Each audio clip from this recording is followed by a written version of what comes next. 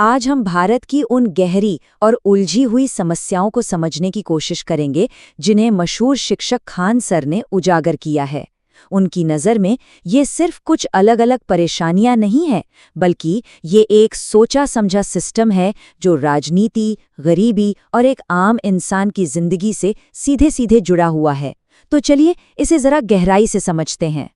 शुरुआत होती है खान सर के एक ऐसे बयान से जो शायद सुनने में थोड़ा चौंकाने वाला लगे।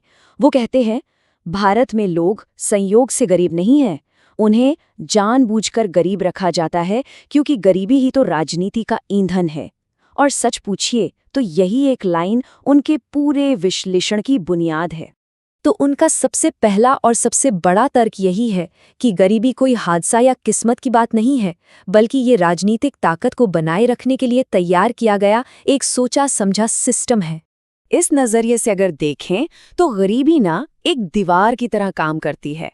ये लोगों को अच्छी शिक्षा और खुले विचारों से दूर रखती है और उन्हें अपनी ही छोटी छोटी तंग सोच वाली दुनिया में कैद कर देती है। नतीजा, समाज बंट जाता है। तो सवाल ये उठता है कि अच्छा, अगर ये गरीबी जानबूझकर बनाई गई है तो इसका नतीजा क्या होता है? इसका असर हमारी रोज़मर्रा की ज़रूरी सेवाओं पर पड़ता है, जहां अमीर और गरीब के बीच एक बहुत गहरी खाई बन गई है।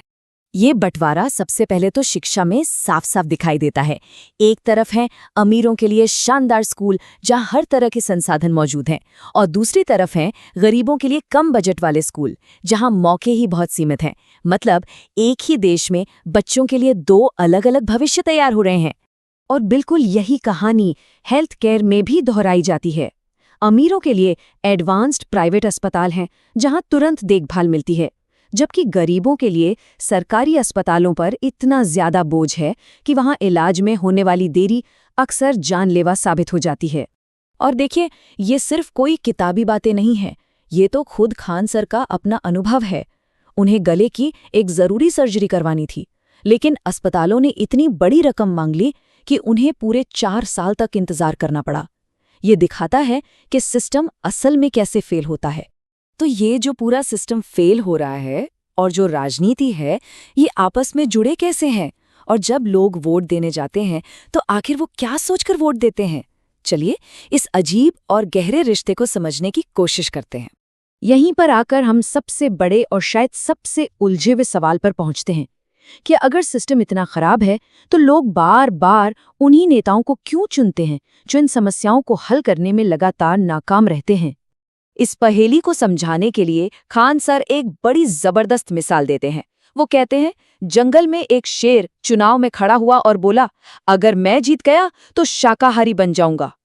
ये दिखाता है कि कैसे लोग ऐसे वादों पर भी यकीन कर लेते हैं जो किसी के मूल स्वभाव के ही खिलाफ हो। इसी चीज को खान सर कहते हैं भीड़ तंत्र। अब ये है क्या? ये वो हालत है जहां लोकतंत्र सिर्फ वोटों की गिनती का खेल बनकर रह जाता है। इसमें एक अनइन्फॉर्म्ड मेजॉरिटी, यानी एक ऐसी भीड़ जिसे मुद्दों की गहरी समझ नहीं है, वो उन मुट्ठी भर लोगों पर हावी हो जाती है जो असल मुद्दों की परवाह करते हैं। उनके हिसाब से हमारे वोटर्स का बंटवारा कुछ ऐसा है। देखिए, सिर्फ 20% लोग हैं जो जीडीपी, पॉलिसी, शिक्षा और स्वास्थ्य जैसे मुद्दों पर वोट करते हैं, जबकि बाकी के 80% लोग जाति, धर्म और चुनाव के ठीक पहले मिलने वाले छोटे-मोटे फायदों से प्रभावित हो जाते हैं। तो क्या इन बड़ी-बड़ी सिस्टम की समस्याओं के बीच कोई उम्मीद की किरण है भी? बिल्कुल है। खान सर सिर्फ समस्याएं गिनाते नहीं हैं, उन्होंने खुद एक्शन लिया है। चलिए अब देखते हैं कि एक इंसान ने क्या कर दिखाया। उनका पहला कदम था शिक्षा की सबसे बड़ी दीवार, यानी पैसे की दीवार को ही गिरा देना। उन्होंने बहुत ही कम फीस पर कोचिंग शुरू की ताकि वो छात्र भी बड़े सपने देख सकें और उन्हें पूरा करने की तैयारी कर सकें जिनके पास साधन नहीं हैं। और ये कोशिश इतनी कामयाब रही, इतनी डिसरप्टिव साबित हुई कि सोचिए, दूसरे कोचिंग सेंटरों ने उन पे केस ही कर दिया। इल्जाम ये था कि उनके पढ़ाए गए सवाल परीक्षाओं में हूबहू आ रहे थे। ये मामला सुप्रीम कोर्ट तक जा पहुंचा। लेकिन वो सिर्फ शिक्षा पर ही नहीं रुके। उनका दूसरा और शायद इससे भी कहीं ज्यादा बड़ा कदम था हेल्थ केयर के संकट से सीधे टकराना। उन्होंने नॉन प्रॉफिट स्पेशलाइज्ड अस्पतालों का एक नेटवर्क बनाना शुरू कर दिया। इस मॉडल की असली ताकत ना इन छोटे छोटे नंबरों में छिपी है। सिर्फ 25 रुपए। सोचिए, 25 रुपए में ईसीजी। कीमत इतनी कम थी कि एक शख्स ने तो बस यूं ही मजाक में अपना टेस्ट करवा लिया और बाद में पता चला कि उसे दिल की एक गंभीर बीमारी है। उन 25 रुपयों ने शायद उसकी जान बचा ली। और ये देखिए, 35 रुपए में एक्सरे। जबकि मजे की बात यह है कि एक्सरे की जो फिल्म होती है ना, वो ही 36 रुपए की आती है। ये साफ दिखाता है कि उनका मॉडल मुनाफे के लिए नहीं बल्कि सेवा के लिए बनाया गया है। और ये कहानी तो सच में दिल छू लेने वाली है। एक बुजुर्ग महिला का एमआरआई स्कैन थोड़ा धुंधला आ गया। वो बेचारी एकदम डर गईं कि अब तो दोबारा पैसे देने पड़ेंगे। ये दिखाता है कि इस मुनाफे वाले सिस्टम ने लोगों के मन में कैसा डर बिठा दिया है।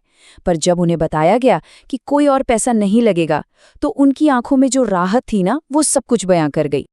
खान सर की ये कोशिशें हमें प्रेरणा तो बहुत देती हैं, लेकिन साथ ही एक बहुत बहुत बड़ा सवाल भी खड़ा करती हैं कि आखिर इस बिगड़े हुए सिस्टम के लिए जिम्मेदार है कौन?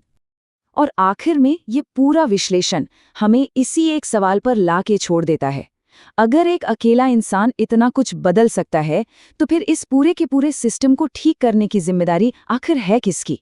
क्या हमें किसी और मसीहा का इंतजार करना चाहिए, या फिर ये जिम्मेदारी हम सब की है?